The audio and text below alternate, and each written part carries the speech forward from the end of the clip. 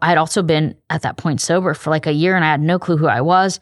So I went and I did the Camino. I was like, I'm just going to walk. I'm just going to walk and try to figure out like what the heck you want from me. That is awesome. And I remember I went and I did the Camino and I called my mom like the second day or third day I was there. And I said, Mom, I'm walking the Camino with Jesus. And she's like, that's nice, dear.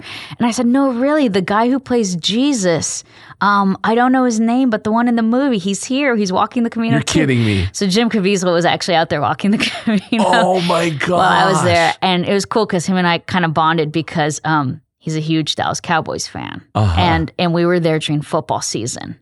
And he was able to get streams of the game every now and then, or at least game highlights on his phone. Like I couldn't afford that kind of service in another country.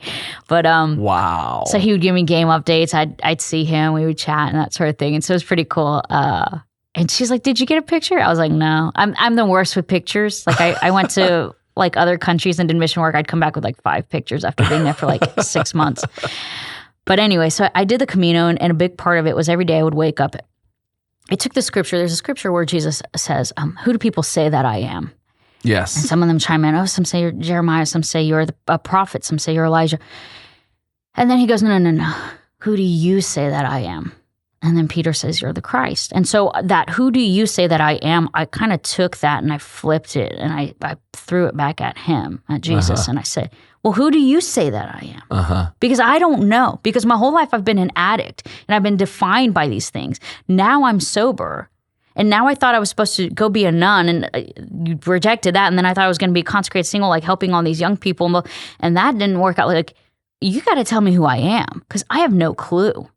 And when your whole life you've been defined by certain behaviors and now those behaviors are gone, I didn't even know, like, when people are like, oh, what's your favorite color? I had no clue. No clue what my favorite anything was. I didn't know. I didn't know who I was at all. So every day I'd wake up and I would ask God, who do you say that I am? And I would walk and I would just contemplate these things. And I walked it alone. Like, I mean, there's other people out there, whatever.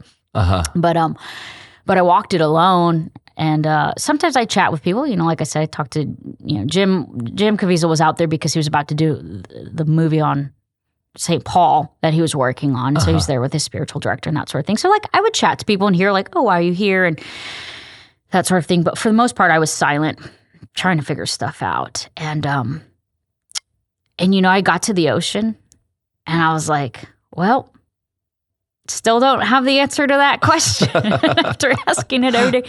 But then it hit me that sometimes the reason for asking a question is not actually to get the answer. It's the fact that you're asking the question. And so the fact that every day I was waking up and asking God, who do you say that I am today, Lord? Who am I today? Like turning to the Lord every morning and asking him to define me and for him to show me my identity and him to show me my worth. That's actually the answer to my question. And it's more about asking that question instead of me trying to figure it out or define myself by certain interests or hobbies or characteristics even. Like none of that is truly who I am. And so I was like, okay, I guess I wasn't going to get an answer to that question. But it certainly taught me to start every day asking the Lord that. Because look, I asked society who I was. I asked the world. I asked these pleasures. I asked, I asked men for validation. Like everywhere I turned, it was like, who am I? Who am I? Who am I? Someone tell me who I am and validate me and give me my worth. And that got me nowhere. Like that put me in a mental institution. And so I was like, okay, maybe only God knows. And maybe he's not even going to tell me. Maybe the whole point of this question is to surrender to his holy will every day and allow him to redefine me every day and create in me a new creation every morning. And that's, I think, what the Camino was for me. Wow. Yeah. Wow. Yeah. So it was pretty powerful.